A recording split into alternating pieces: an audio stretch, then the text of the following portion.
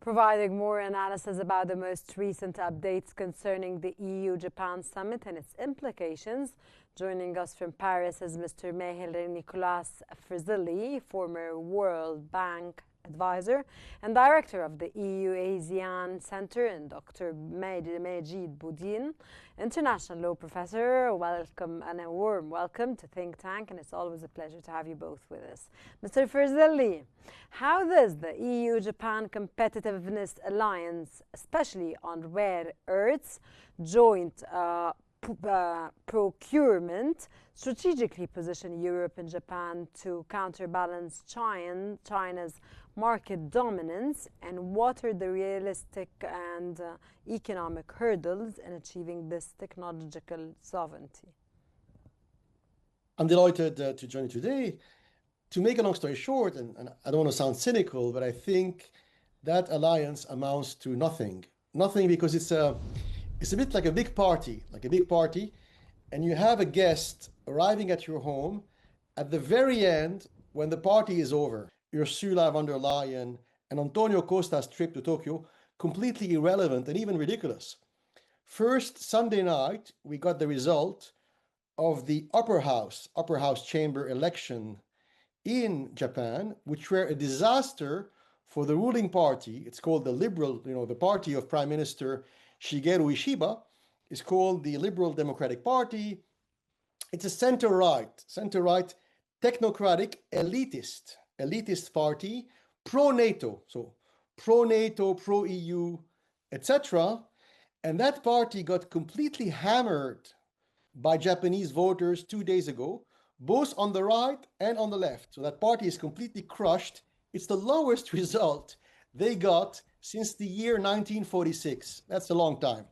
And now there are even rumors, persisting rumors, that Prime Minister Shigeru Ishiba may be forced to resign in the coming days. So when you receive foreign guests in your country and you're the Prime Minister and the local press is saying, that guy is going to resign in 2 weeks, is not good.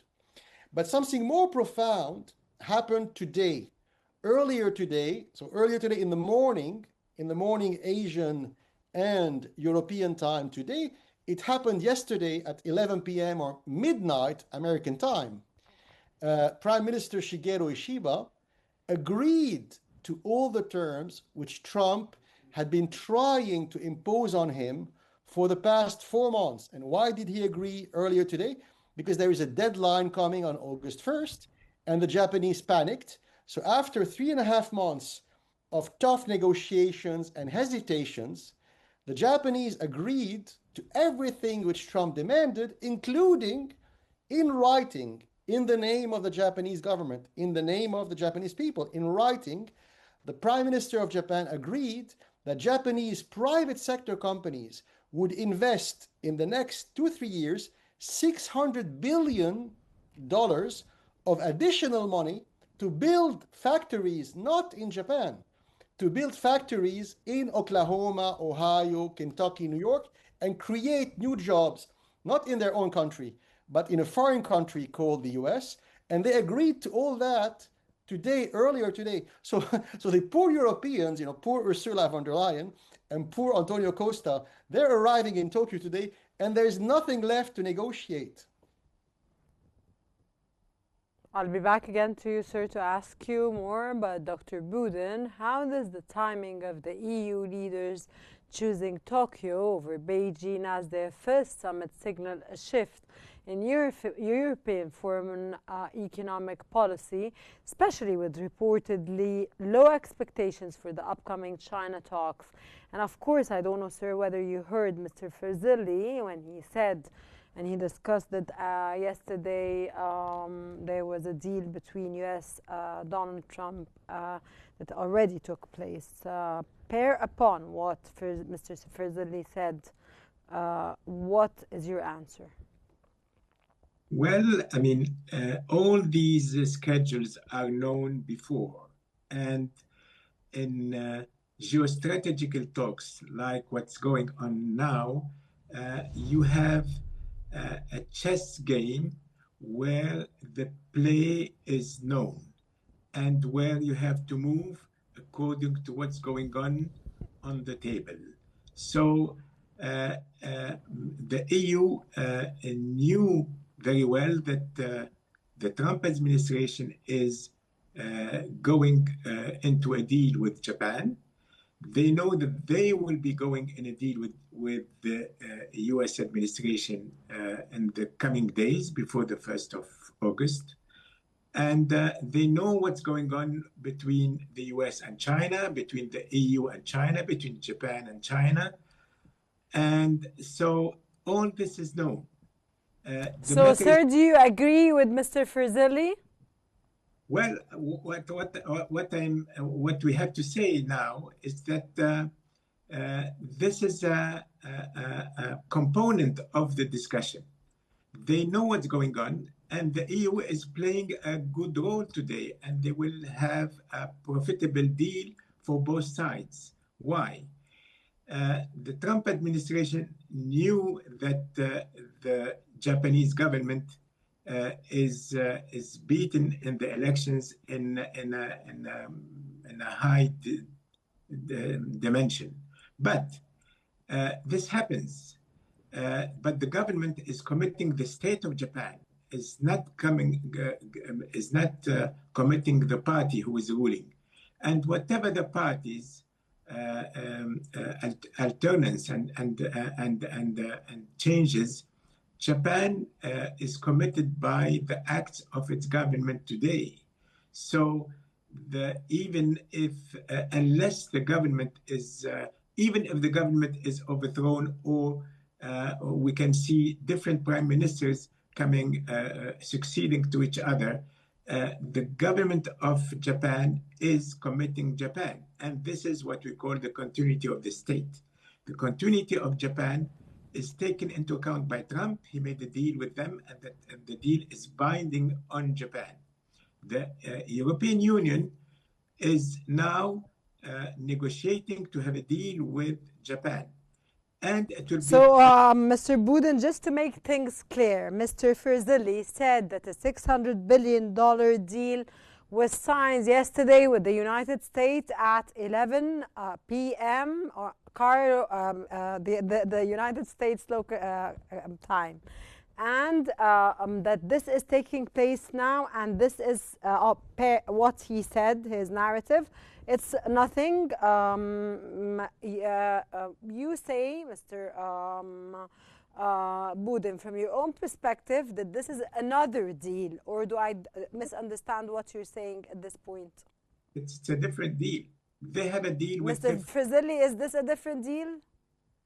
No, because the thing is, there isn't enough money to spend, right? So it's not like the Japanese. On which side there isn't enough money to be paid? Go ahead. So I think that Japan has a lot of capacities. Japan is not only $600 billion or 500, exactly to its $550 billion. But Japan has more capacity, financial capacity than that. Japan could make another deal, and the European Union are not asking the same thing than Trump. Trump is asking to have investment in its own lands, in its own factories. Japan has accepted to do that, to obtain the 15% tax on the vehicles, which is the most important export vector for the Japanese economy. So this is a deal, and Trump has succeeded to obtain this deal. Fine, it's a fact today. And but the EU is having a different view in the deal. They don't want Japan to come and invest in the European countries. They want to have a different cooperation. They want to improve cooperation on defense, which is new because Japan was close to this sector, because Japan has no army, and it was forbidden to have an army since the Second World War. Japan now is opening on that. The European military industry is willing to go in Japan and to develop cooperation. This will be more than the $550 billion deal with Japan in the next few years. Mr. Frizzelli, you wanted to say something. Yeah, I want to say that, it's not, I don't think that Japan has no military spending. I mean, Japan is already spending $60 billion per year on military expenses. So that's much more than most European countries. And they will never buy, the Europeans are delusional. The Japanese will never, ever buy weapon systems from Italy or Germany and France. It's just impossible because the Japanese army, the Japanese military, and once again, they already spend more than $60 billion per year. Their military hardware is 90% plus made in America. And this will never, ever change. That's a delusion. But there's a bigger delusion from the part of the Japanese, because the world changed dramatically in April of 2025, 4 months ago, right? Less than 4 months ago. The world, which was, governed, but what we should call, neoconservatism or neoliberalism, right?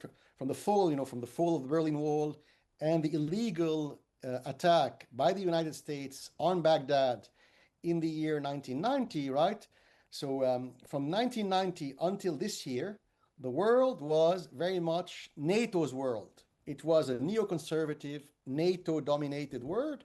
And it didn't matter if George Bush or Dick Cheney or Hillary Clinton or Joe Biden was in power, because the policies of Hillary Clinton, George Bush, Dick Cheney were the same.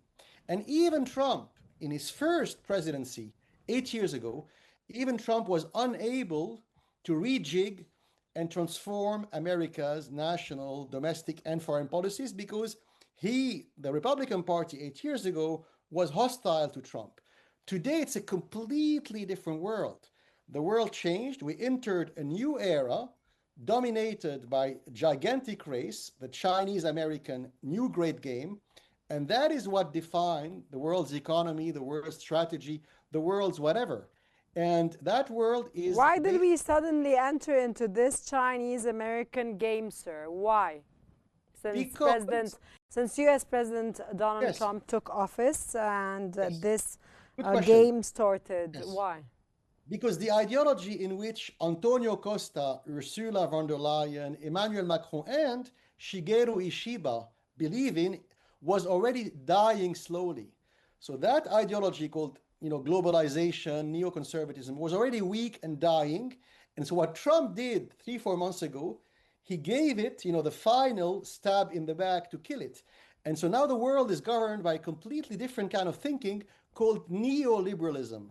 And that is the dominant ideology, not only in Washington, D.C., but also in Beijing, also in Delhi, also in Riyadh. So most superpowers today, they have adopted neorealism. What does it mean? To make a long story short, geoeconomics or geopolitics, it's based on a set of principles which date back to the Middle Ages, right? Raw power politics, military partnerships, wars, including trade wars, and treason, treason and abrupt change of alliances. These are the rules of the game now, the neo-realist rule. And the problem is that Europe doesn't want to understand that. People like Emmanuel Macron, Antonio Costa, Ursula von der Leyen, why are they becoming irrelevant and ridiculous? They are the only one left who are clinging desperately to the old ways. And the old ways don't work. Why? I'll give you an example. They're going to Beijing after Tokyo. Before arriving in Beijing to try, why are they going to Beijing? Very simply, they want to find a semblance of balance, right? America is hostile to them. America is pressuring the European Union on the commercial and economic and financial front. And they are saying, oh my God, we need an alternative. We need something that will give us a balance, the balance of power, to better negotiate with Washington. So they're going to Beijing. But before going to Beijing, in the past 10, 15, 20 years, Antonio Costa, Ursula von der Leyen, and Emmanuel Macron are on the record for saying, we hate the Chinese Politburo. We think China Got to your point, sir. I'll be back again. Dr. Boudin, what are the specific legal and institutional frameworks required to to make an operation the proposed Japan-EU dialogue on defense industry cooperation and the exchange of classified information, and how might these initiatives navigate potential conflicts with existing U.S. security paradigms, sir? While it's a fact that the Japanese are spending a lot of money on defense, they are spending a lot of money on defensive military industry, not on multi-dimensional military defense. So there is a shift in the paradigms of the military industry in Japan, like what's happening in Germany. Germany and Japan had the same position after the Second World War. Now the situation is changing, and they are taking into account the change in the world after the invasion by Russia of Ukraine, of the Ukrainian territory. But the world is not shifting from a global world, or from a world ruled by the state of law, or and the relationship ruled by international law, to a world governed by the brutality of force. There is an attempt to overthrow the international public order, which is based on international law. Trump is trying to do that. Putin is trying to do that. But even China, if in fact is trying to do that, China is still cautious about that. And there is an attempt from China, India, the Trump administration, to impose America first, India first, China first, Russia first, etc. But still, there is a cooperation, and we have to find solutions. So the game on the table is not black and white. We did not shift from the situation of the international relations. Dr. Majid Boudin, with your final words, the game on the table is not black and white. And of course, Mr. Meher Ferzili, which sees that the competitive alliance is not on the table to start with, and he is not convinced with. And of course, I wanted him to have the right to answer what I'm saying, but this were the conclusion of today's episode on both sides. Dr. Boudin is with, and Mr. Ferzili is against. The world will wait and see what's going to be happening. Thank you very much both for being with us in today's episode. Thank you very much both for your insights, valuable knowledge, and of course your influential addition to today's episode.